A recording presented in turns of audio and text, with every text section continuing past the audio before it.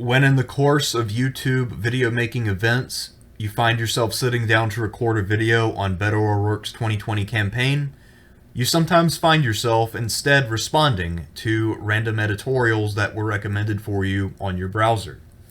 Tonight is one of those times.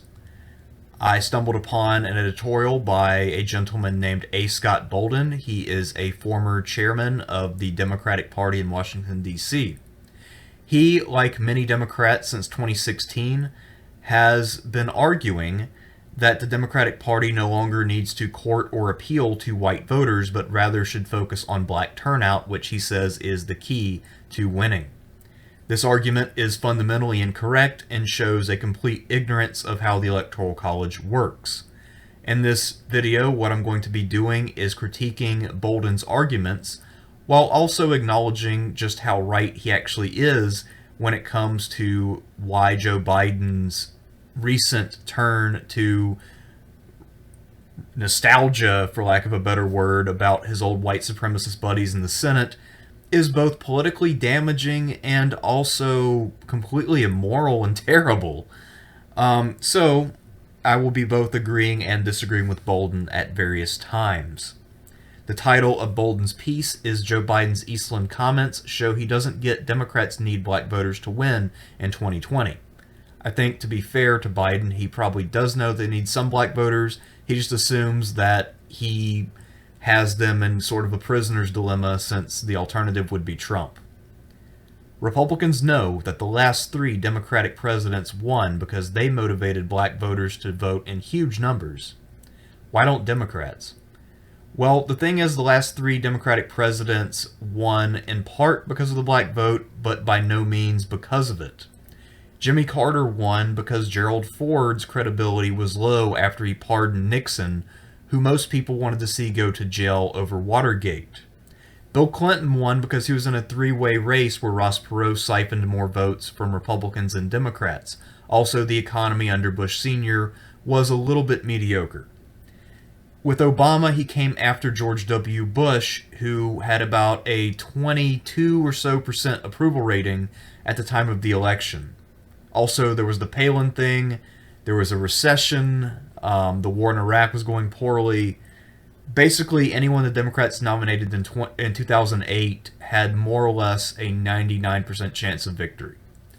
But yeah, of course, the black vote helped, and with Obama, it gave him states like North Carolina. However, he also won states that are majority white, such as Indiana. Now, while the black vote in places like Gary may have helped put him over the top in that state, he had to win over a whole hell of a lot of white voters for the black vote in Indiana to have a decisive impact.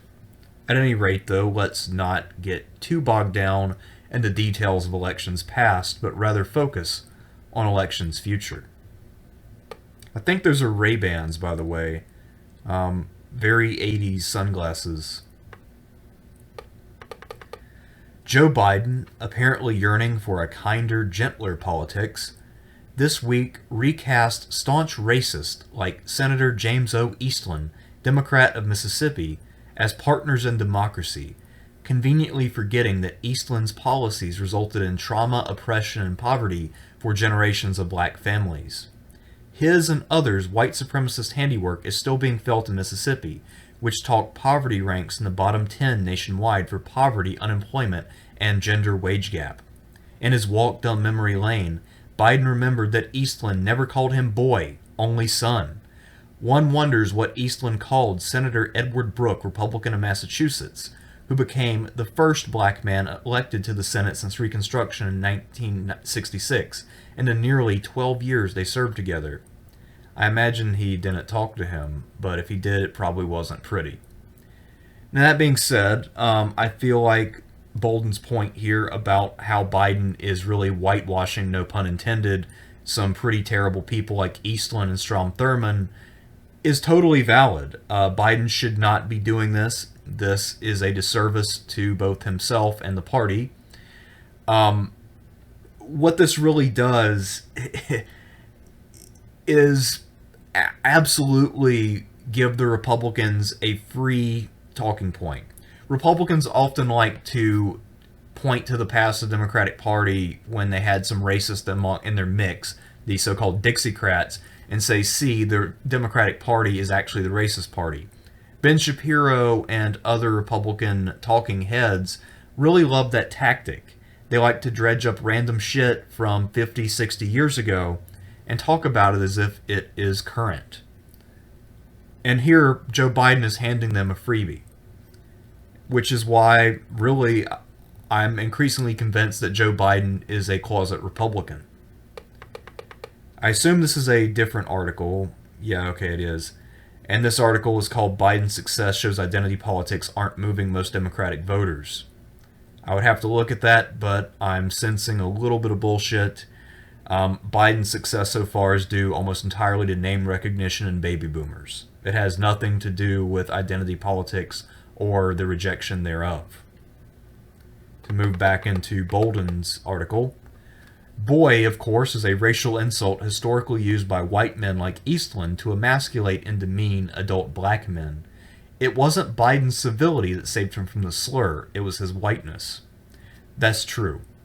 Biden only has fond memories of Eastland and got along with him because he happened to be white. If Biden had been black, I seriously doubt that Eastland would have been his ally in the Senate. Now, also speaking of the term boy, this is something that I hadn't been aware of until I went to college, for the reason that it's a very outdated term even in the South. I remember I was in a class once with this guy who was fairly openly racist, and he addressed a black kid in class as boy. Now, fortunately for the racist guy I was forced to work with in that group project, the gentleman whom he addressed as boy was not of a violent disposition. And I actually didn't know it was an insult until I looked it up later. I thought something was weird about it, and the reaction of the black guy showed that something was off. For context, the black guy in question was a wrestler, so he could have easily kicked this guy's ass. And in a way, I kind of wish he had. Because, anyway, we're not going to get into random people I knew a long time ago, but yeah, okay. It also wasn't Biden's diplomacy that earned Eastland's respect. It was his whiteness. And it wasn't Biden's bipartisanship that fostered Eastland's cooperation. It was his whiteness. Why would Biden's bipartisanship appeal to a fellow Democrat and be a bridge between them? I feel like someone of your own party would be civil to you regardless of whether you were civil to the other side, even if they themselves were of a bipartisan bent. Anyway, I think he's mostly right here, as I said. Eastland liked Biden because he was white, and also Biden was an ally to the segregationists on things like Boston busing at a later time. Perhaps one translation of Biden's story is simply this. He believes that 2020 voters have decided that beating President Donald Trump is a job for a white man. That is not the impression that I'm getting from the 2020 Democratic electorate. Not at all. There are some people, mostly white males for whatever reason, who say that whoever the candidate is should not be another white male. I haven't heard too many people saying, you know what, we're going to have to all bite the bullet and choose some white dude to beat Trump. I don't think that's a real argument. At least it's not one that I've encountered. But the last Democratic candidate to win the presidency with more than 50% of the white vote was Lyndon Baines Johnson, which makes Joe Biden's praise of segregationist Eastland's civility in the 1970s even more ill-advised. Here's where Bolden really fails to understand the argument about the white working class and winning their votes that, say, Bernie Sanders is making. No one is talking about having to win an outright majority of the white working class. The argument is that because of the structure of the Electoral College, you need to get a certain percentage of the white vote in a given state to win. So if you're looking at states like, say, Ohio, that are majority white, you can win with a respectable minority of the white vote, and then by winning the votes of, say, the black and Hispanic communities. But you can't win if you're only getting, say, 25 or 30% of the white vote. You need to get around 35 to 40%. That's what people are talking about. No one is saying that you have to get back to winning, say, 52% of white voters. That is not realistic, for some of the reasons he outlines here. But he doesn't seem to get that he's arguing against a straw man. And that's why I'm not going to call him dishonest, because I don't think he honestly knows that he doesn't have the argument quite right. So I'll give him the benefit of the doubt since I don't know who this dude is. Alright. There is, though, no question that some Democratic voters are worried about winning back white voters. A USC Dorsafe Los Angeles Times national poll reported that 56% of Democratic voters are worried enough about Trump in 2020 to feel the safest bet, should be bet, not best, for winning is a moderate white male. I love how now with modern news articles there's never any type editing. I guess all the editors were cut to make way for advertising or whatever else online journalism does. Yeah, again, I don't get that feeling. I know a lot of people would be willing to sacrifice their values to elect a shitty moderate, but I don't necessarily think that a lot of people are calling for that moderate to necessarily be a white male. That is not something I've heard. I have heard plenty of people talk about we could go with some shitty moderate like Biden or Harris or whoever. But again, the white male thing is getting blown out of proportion. I don't think very many Democrats are saying it's got to be some white guy. But in the fear and confusion, those Democrats ignore the facts. A majority of white voters always vote Republican. That's been true since the Civil Rights Movement. A June 11th Quinnipiac University poll reported that Trump would win the white vote against every Democratic candidate. No shit. A Morning Consult Politico National tracking poll similarly found that even white voters who disapprove of Trump will still vote GOP in 2020. Some of them will, a majority might, but again, it's a game of numbers. You don't have to win all the people who might be willing to defect from Trump, but you need to win some. If the Democrats can up their percentage of the white vote by about 5%, that makes all the difference. Again, remember Hillary Clinton's campaign. In both Michigan and Wisconsin, she lost by only several thousand votes. The main place to get votes in both of those states would be among white people, since those are white majority states. That being said, in both places there are cities where you could have that difference made up by a higher turnout among the black populations in urban areas. But again, when we're talking about games of numbers, you get the numbers where you can get them. If you can turn out more white voters to get the issues you care about addressed, then you do that. So for instance, if we look back at the Civil Rights Movement, which he mentions with Lyndon Johnson here, what happened was that Johnson was elected mostly by unions who were mostly white, although there is a lot of diversity within unions. And he was elected for economic and national security reasons, but then he passed the Civil Rights Act, something he didn't really campaign on. Sometimes you can accomplish great good while getting votes from elsewhere. And Lyndon Johnson knew he was sacrificing the South to do what was right. So, yeah. Anyhow, let's see what else he has to say. Meanwhile, Democratic candidates running in the Democratic primary are building entire presidential campaigns around winning back the average working American. That would be basically Bernie and Warren. Most of the Democrats running, and I've covered them in great depth, have almost no economic message, and they don't know what a working American is. And by the way, if you went over the working class as a whole, that includes some working class white people, that is the key for the Democrats to win an election on a national level. Objectively, if you do the math, you consider who you can win over. That is the best path. It's not really a question. Senator Bernie Sanders, independent of Vermont, I like how he goes to the trouble of naming him as an independent. So he's a typical Democrat who is angry that Bernie Sanders is not an official Democrat. For instance, just completed his Blue Wall tour, asserting that he alone can recoup votes lost to Trump, by which he means the white working class. He's probably right about that, though. And for the reasons I just outlined, if Bernie was able to recoup some of those votes, and there's some evidence he can, by the way, There are some voters who said that they voted for Trump, but if Bernie had been nominated, they would have voted for him. Another thing that Bernie can do, which I think is even more important than switching Trump voters up, is that he would turn out more young voters. Young voters didn't turn out in great numbers.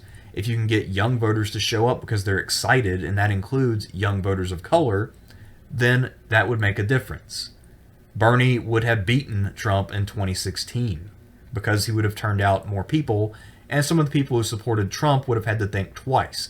The reason why people voted for Trump over Hillary, at least some of the people who can be won, the people who aren't completely unreachable, is because Trump spoke to their pain with bullshit solutions, whereas Hillary just told them to keep sucking it up.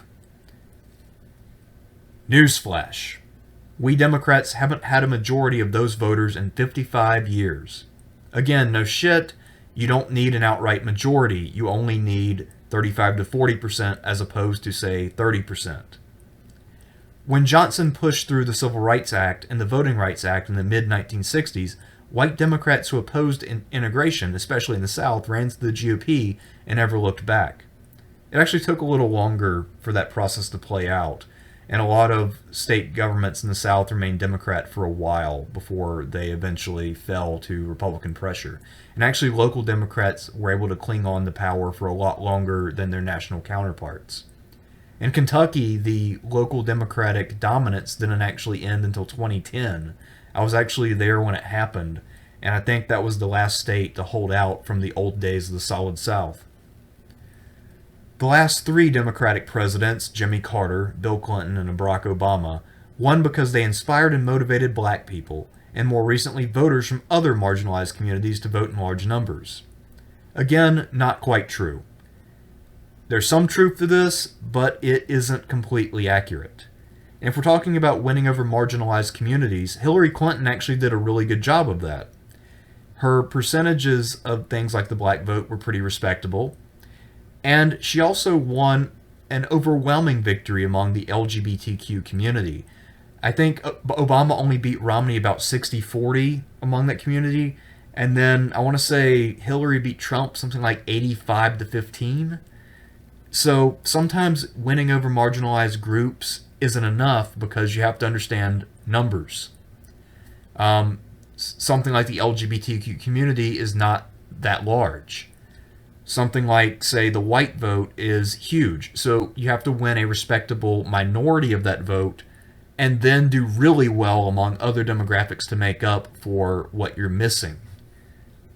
Right now, there's not a way to get around losing the white vote by massive margins.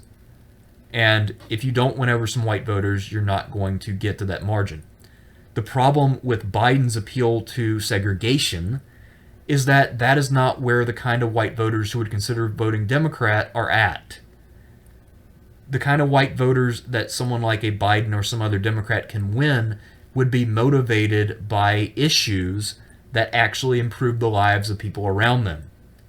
You're not going to out-Republican a Republican. You're not going to out-racist Donald Trump. So Biden is being a complete moron here if he thinks that all of the voters who voted for Trump are motivated solely by race, and as long as he says that he and Strom Thurmond once jerked off together in a hot tub, that he's going to win over all these voters, he's full of shit. He's completely full of shit. And this guy, Bolden, doesn't understand math. But in a recent survey, the Black Census Project found that black voters, while generally voting Democrat, feel ignored and marginalized by their own party. As well they should. I mean, the party doesn't actually do anything for them. They only pay lip service for the most part. Because they need things like policies that help them. And most of those policies happen to be things that help the whole country. They feel, in many cases, like candidates are so busy pandering to white people who aren't going to vote blue anyway, that they are ignoring the people who actually can return a Democrat to the White House, black voters. I don't think that black voters are under the same delusion that you are, that they control the electoral process. The black community is only something like 12% of the country, and the distribution of black voters is such that in many of the areas that are heavily black, i.e. the South, the racial politics there are such that black communities in the Deep South, where they're like 40% of the population, are drowned out by the white majority. Black voters are decisive in Democratic primaries. And maybe that's what you're getting confused with, but they do not control the Electoral College. There are only a few states where the black vote can really swing the decision. If Georgia's in play, then that will be another state that is big enough to be decisive. North Carolina is the other one. Virginia, arguably, but probably not. Maybe you could make a case for Ohio if you're talking about Cuyahoga County and Cleveland. But for the most part, most states are not determined by the black vote. Candidates don't need to convince masses of Trump voters to change their minds. I agree there. They need to turn out other voters who didn't turn out. And there are a certain number of Trump voters who can be won over by a strong platform. You can't appeal to racists, though. Racists are not going to vote for the Democrats. It's not a hard distinction to make, but if you're going to take the time to write for something called Think, which claims that it provides analysis, you might want to develop that level of nuance. They need black voters coming out in big numbers. Again, geography. There are certain areas where black voters can make a big difference, and there are other areas where they cannot. And black voters will turn out in big numbers because a candidate addresses our issues. Not just spouting policies on healthcare and employment and climate change and gun violence, but policies that address how people of color are disproportionately affected by these and all of society's ills. The thing is, he's acting as if the black community would be better served by someone who talks mostly about specifically black issues than it would be by someone like a Bernie Sanders who is more balanced and who would talk about issues like, say, healthcare, employment, climate change, and gun violence that affect the black community as much as, if not more so, than other communities. The thing is, if you increase wages, that helps everyone in the country. The black community has a high rate of poverty than the rest of the country, so if anything, it would help them more. Again, expecting people to really focus on sort of narrow issues is not a smart strategy. And also this contention that black voters determine elections. Show me some numbers, please. Show me some maps. If you really want to help the black community, you need to do these policies you're laying out here. That's the key. Healthcare, employment, climate change, gun violence. Those are things that motivate Democrats of all races, stripes, and affiliations. If you want to win as a Democrat, you have to be strong on issues exactly like that. That's what turns out some independents. That's what might win over some of the Trump voters who went for Trump because he talked about outsourcing. Will turn out for a candidate who realizes that any genuine attempt to combat poverty and social injustice must focus on systemic racism as much as economic policy, and isn't afraid to say so out loud to other white people. Alright, fair enough. Systemic racism is a major issue when it comes to why the black community is poorer than, say, the white community. However, you really, when you're looking at what a candidate can do for you, you need to focus on the whole picture and not just on their rhetoric when it comes to the racial aspect of policy. It's a factor for sure and not a small one, but is it the biggest factor in how much a candidate could help you economically? Hard to say. I would say no, but again, hard to say. But what leaders in both parties have in common is their internalized belief that what only affects white communities is, quote, neutral, and the concerns of women, people of color, the LGBTQ community, and other marginalized groups are dismissed as identity politics and dealt with separately and often later. Well, the thing is, he's kind of right about this, but there's a reason for that. If you're the Republican Party, you don't really do very well among any group that isn't the white community, so there's no real incentive to serve those communities. Now, granted, if the Republican Party were willing to bend, they might be able to extend their appeal, but they're not, at least not so far. I think eventually demographics will force them to go somewhat more left on social issues. When it comes to these groups, these issues being identity politics, in many cases they are. What frustrates me about identity politics is not the policies themselves. I recognize why these policies are important and how they would help people. The problem is that the Democratic Party doesn't focus on policies to address the concerns of women, people of color, the LGBT community, and other marginalized groups. They focus on rhetoric to help those groups. And it comes off as pandering because it is. If you come up with actual policies that would help women, that would help people of color, that would help the LGBT community, then we can have a real conversation. Don't just pay lip service and talk about things like language policing on Twitter to protect people. Talk about something substantive. As I believe it's the Vince McMahon theme song once said so eloquently, if you ain't talking about money, your talking don't matter. Asserting that our concerns are separate from the country's concerns, and that we should wait for leaders to get around to them if they care at all, is an ultimately futile attempt to attract white Republicans and will only depress the black vote. Dealing with our issues will get us to the polls. Ignoring our issues will only give the other team another 4 years to rampage. Somewhat true-ish. You should not put the interest or issues of a group that is a part of your party as an obvious back burner priority. They should be equally prioritized, which is something that someone like Bernie Sanders, who this author does not like, actually does. If you listen to Bernie's speeches, he'll talk about all kinds of issues that one could label as secondary or minor. He was talking about the sovereignty of Native Americans at one point, and he was listing it among his policies. That's not something that's going to get a lot of votes. However, when it comes to what this guy's talking about, my fear is that his idea of what would constitute a good policy for the black community might be more rhetoric-driven than policy-driven.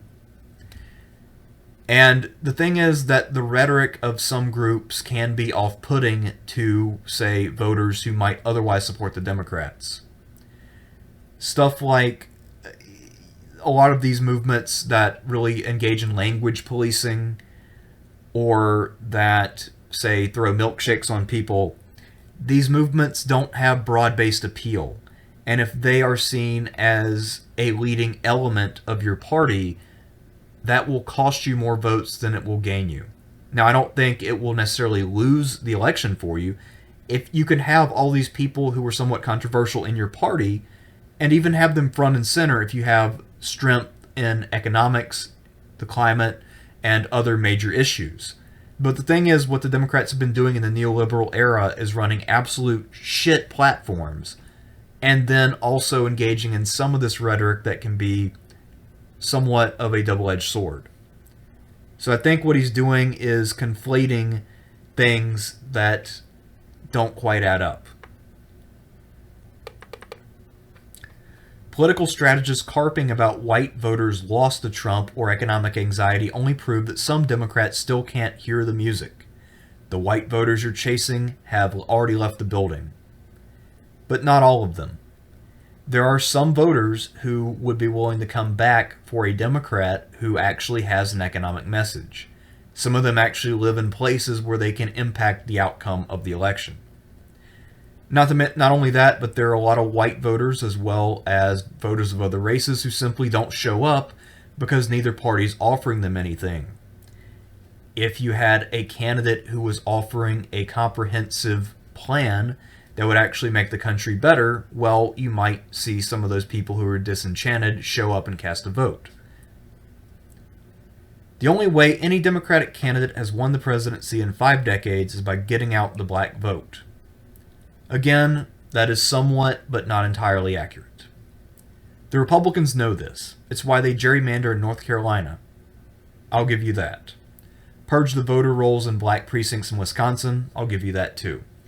Close polling places early or open them late in Florida. Sure. Use broken voting machines in Georgia. Yeah, Stacey Abrams pretty much got robbed. And find ballots in trunks of cars week after the elections are over in Ohio. That's because we have strict voting laws here that the Republicans passed to disenfranchise poor people.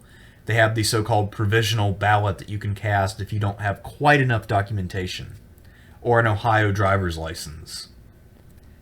It's why they block federal legislation to mandate uniform election processes and to protect the system from foreign interference.